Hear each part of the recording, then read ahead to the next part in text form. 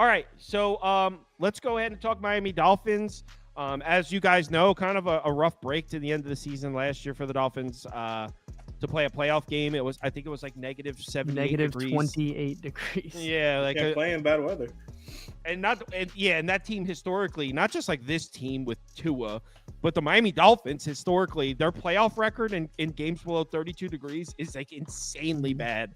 So yeah, we laid it. If I remember correctly, we laid the points there. But all right, so a couple of things this year. Let's go to additions, subtractions first. Let's talk about the roster changes. You might have to make the graphic a little bigger for that one because I think it's 10 and 11 in the slideshow. I think 10 and 11 are it'll be 10 or 11. I'll get there. Graphics are a little unorganized. We're still getting the football stuff going. Is it not 10 or 11? Then keep scrolling until you find it. It'll be in there somewhere. There we go. It's preseason for us too. All right. So you know what? I should probably open it up myself so I can see it.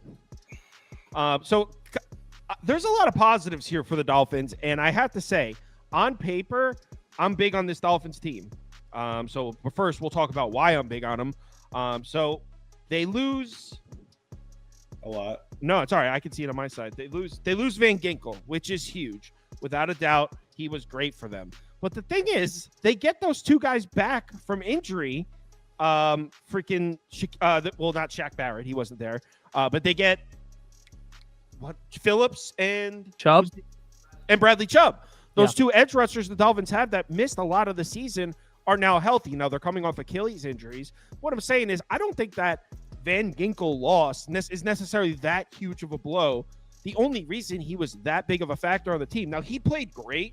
He was arguably the best defender on the team last year. So I'm not saying it's nothing.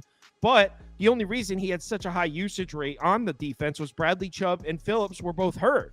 Both those guys being back should minimize the blow of that loss. And they also added Calais Campbell and Shaq Barrett, two veteran edge rushers. So yes, Van Ginkel gone sucks. The Dolphins pass rush takes a hit. But they have Phillips and Bradley Chubb, and then the third and fourth edge rushers are Calais Campbell and Shaq Barrett. So they're good. The Dolphins pass rush, I think they were like, let me scroll down, third in pressure rate, 7th in adjusted sack rate, 27th in blitz rate. So this team was able to generate pressure last year without blitzing, and I don't think that's going to change. So I don't mind that loss of Van Ginkel. I think the Dolphins will be fine. They also added Chop Robinson in the draft in the first round, which is huge. Now, Proppy, what were you saying about – so me and Proppy were talking about this yesterday. Fangio, they wanted him out. The players did not like Vic Fangio. I don't think anyone likes Vic Fangio. I don't think his family likes him either.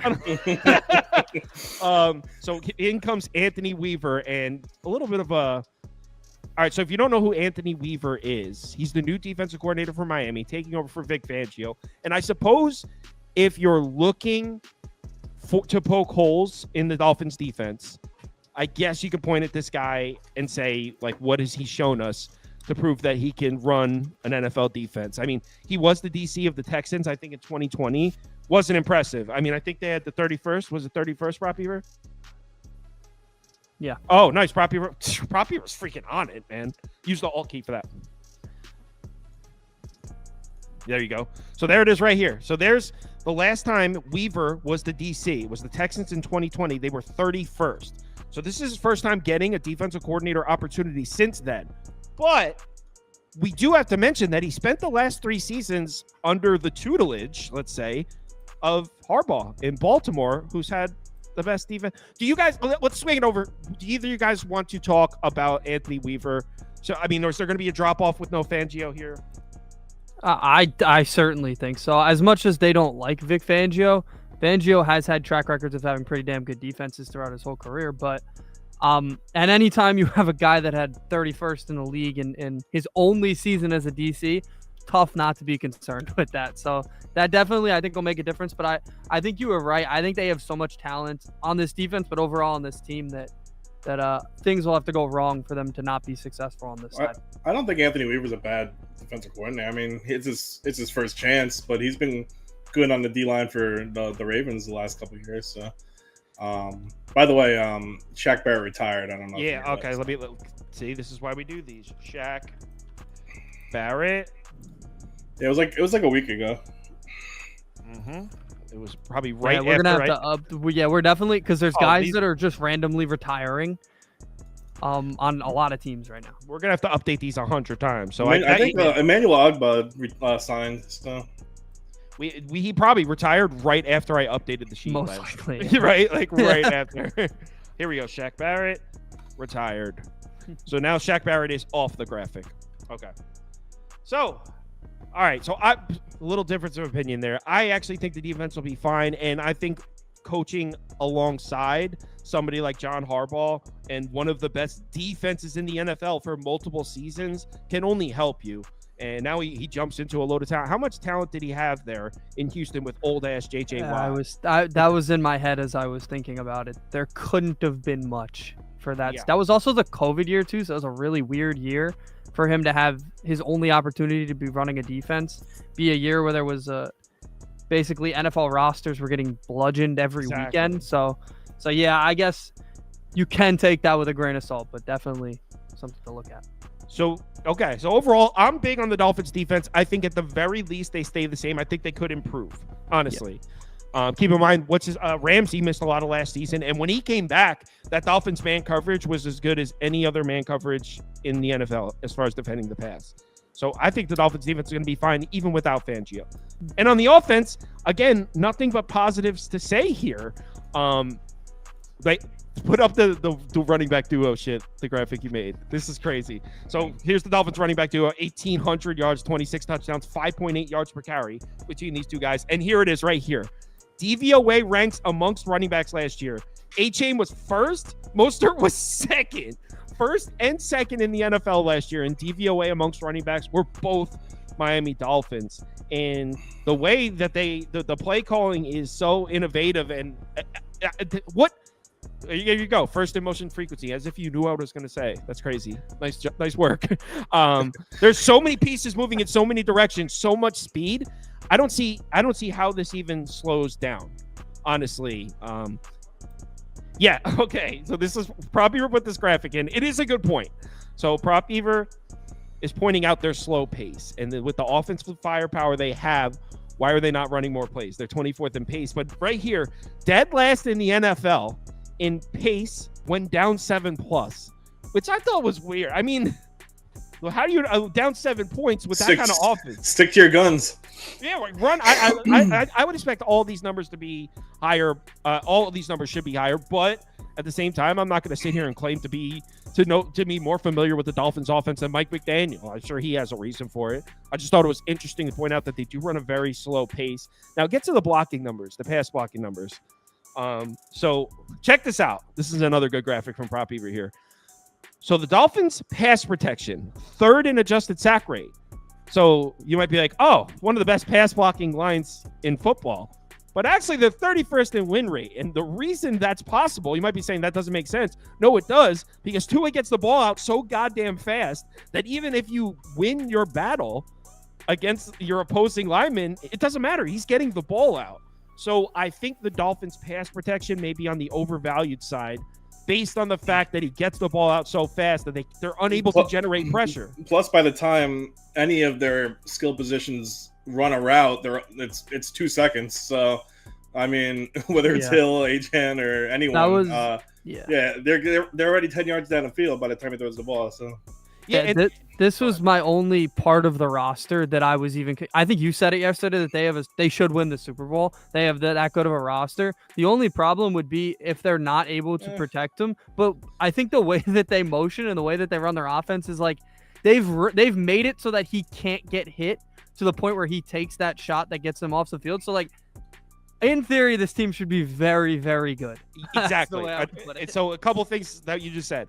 Let's look at Tua's numbers when pressured. They're concerning. Let's talk some negatives. When he's under pressure, he gets scared. In my opinion. So if you switch over to the graphics folder from Premiere, there you go. One of them will be Tua when kept clean, and Tua when pressured will be in there somewhere.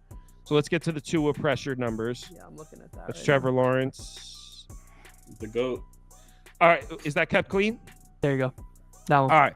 So this is the weak spot. This is the Achilles heel of the Miami Dolphins. They're the best offense in the NFL in like 18 different ways. But if Tua Tagovailoa does experience pressure, he becomes the MVP. Then he starts looking a little bit like Daniel Jones. 5.3 yards per attempt, 52.8 passer rating, which is 25th and 30th in the NFL. And also, see right under his face there, that's where I thought the best spot to put this number was. That's his pressure to sack rate. So not only are his passing numbers terrible, but also if you get pressure on him, he's very likely to take a sack. So if you get pressure on Tua, maybe he develops in this department. He's terrible. Well, yeah, that definitely helps because I think we've been saying it for like a year now. He's one hit away from winding up in the hospital. I mean, we've seen it before. So I hope I hope it doesn't happen, but that's definitely a concern there.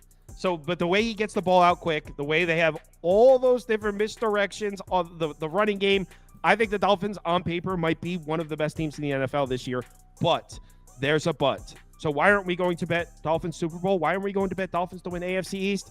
Bring up the schedule. This is ridiculous. This team has the hardest schedule in the NFL. When I went through the numbers for this with Prop Ever last night, right, Andy, right before you got there. Yeah. And I was like, yo, let's go bet the Dolphins to win the Super Bowl right now. That's what I swear. And then I pulled up the schedule and I was like, oh, hell no. Wait till you see the schedule. This is unfair. Especially like the last 6 weeks is rough. Dude, the whole thing is bullshit if you're the Dolphins. Green Bay at one point. There you go. So here, Prop Ever's putting it on the screen now. Not just Green Bay. Dude, look at this schedule. Can you guys pull it up? It's really hard. It's insane. So you got a team that I think on paper is one of the best in the NFL as far as the coaching staff all the way down to the talent. But look at this schedule. Where are the winnable games? I mean, you got week 4 in Tennessee. That's home. Week 8 versus Arizona.